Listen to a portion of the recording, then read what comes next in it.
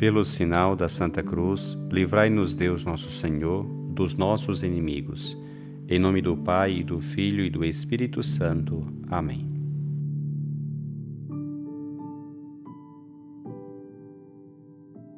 Do Evangelho segundo Lucas. Naquele tempo, Jesus estava ensinando numa sinagoga em dia de sábado. Havia aí uma mulher que, fazia 18 anos, estava com um espírito que a tornava doente. Era encurvada e incapaz de endireitar. Vendo-a, Jesus chamou-a e lhe disse: Mulher, estás livre da tua doença. Jesus colocou as mãos sobre ela e imediatamente a mulher se endireitou e começou a louvar a Deus. O chefe da sinagoga ficou furioso porque Jesus tinha feito uma cura em dia de sábado. E tomando a palavra, começou a dizer à multidão: Existem 6 dias para trabalhar. Vinde então nesses dias para serdes curados, mas não em dia de sábado. O Senhor lhe respondeu: Hipócritas! Cada um de vós não solta do curral o boi ou o jumento, para dar-lhe de beber, mesmo que seja dia de sábado? Essa filha de Abraão, que Satanás amarrou durante 18 anos, não deveria ser libertada dessa prisão em dia de sábado? Esta resposta envergonhou todos os inimigos de Jesus, e a multidão inteira se alegrava com as maravilhas que ele fazia.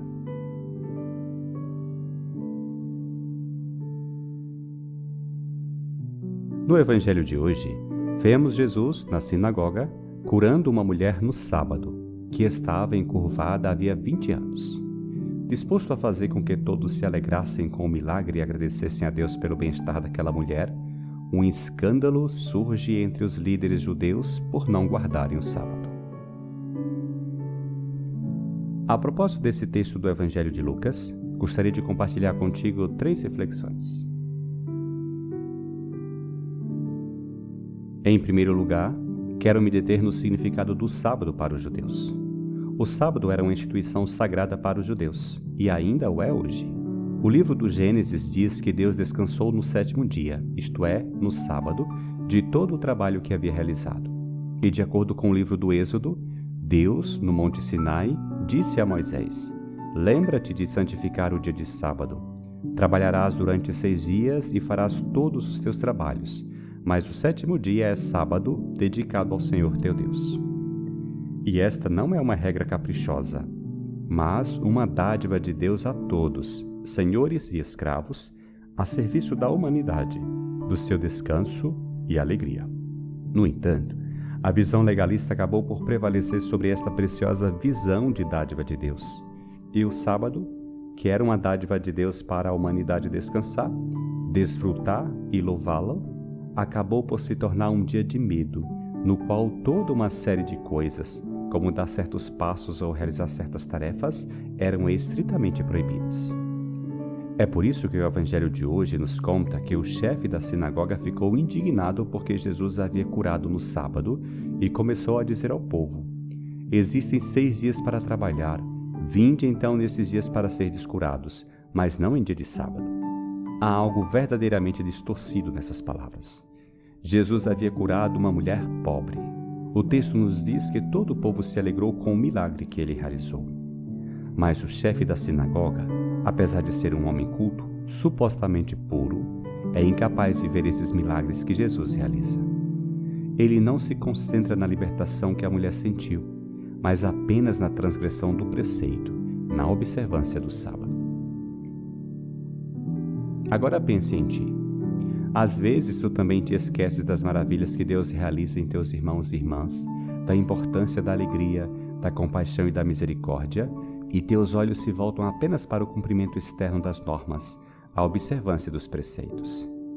Existe algo disso em ti?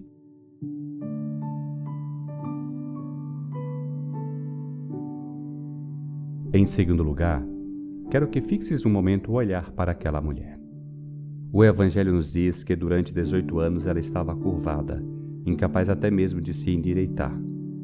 Podemos imaginar que ela devia ser deficiente, incapaz de olhar seus entes queridos nos olhos, vendo apenas o chão, a terra, o pó, carregando o peso de sua deficiência, mas também da vergonha e da rejeição das pessoas. Para Jesus, porém, ela não passa despercebida. O texto nos diz que, ao vê-la, Jesus a chamou, isto é, a escolheu, olhou para ela com carinho. Não temos dúvida de que ele se aproximou dela, a tocou e disse ternamente: Mulher, estás livre da tua doença. Ele impôs as mãos sobre ela e imediatamente ela se endireitou. A mulher, nos diz o Evangelho, glorificou a Deus. Ela deve ter visto o céu aberto, sentiu-se profundamente amada, restaurada e digna. Mas como era sábado e a cura da mulher não era uma questão devido à morte, o líder da sinagoga ficou indignado porque a observância do sábado havia sido quebrada. E assim, ele considera Jesus um pecador por fazer essas coisas no sábado. Ele o considera um transgressor. Mas ele esquece o mais importante. Jesus não está transgredindo o sábado, mas vivendo-o plenamente. O sábado foi dado ao homem para que ele possa glorificar a Deus em seu coração. E a glória de Deus, não te esqueças, como nos diz Santo Irineu, é que o homem viva. Isto é, Deus é glorificado, Deus se alegra quando seus filhos são curados, libertos, quando seus filhos estão cheios de vida. Esta é a glória, a alegria, o orgulho de Deus. Portanto, também damos verdadeira adoração a Deus quando amamos nossos irmãos mais abandonados, quando somos solidários, quando amamos e servimos nossos irmãos mais abandonados. Pare por um momento, olhe para ti. Tu também dás tua verdadeira adoração a Deus no amor por teus irmãos menores e mais abandonados?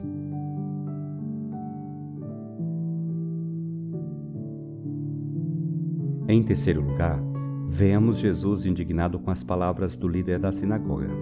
Ele responde asperamente e o líder fica envergonhado.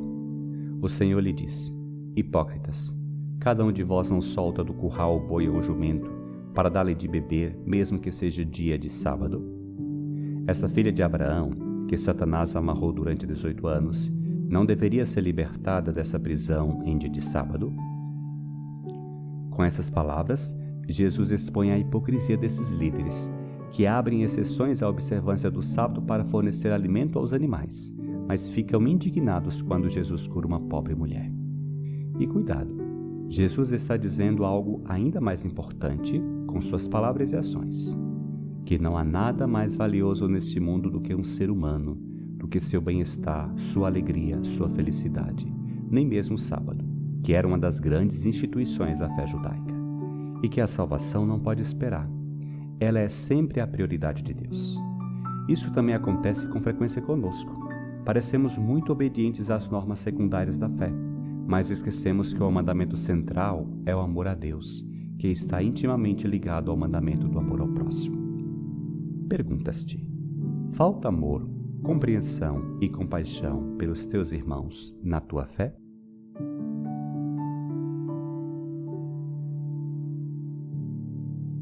Que este Evangelho fixe o teu olhar no cerne da tua fé cristã, o amor a Deus e aos irmãos. Que te lembre sempre que a verdadeira adoração a Deus envolve o serviço ao próximo, especialmente aos mais pobres e indefesos.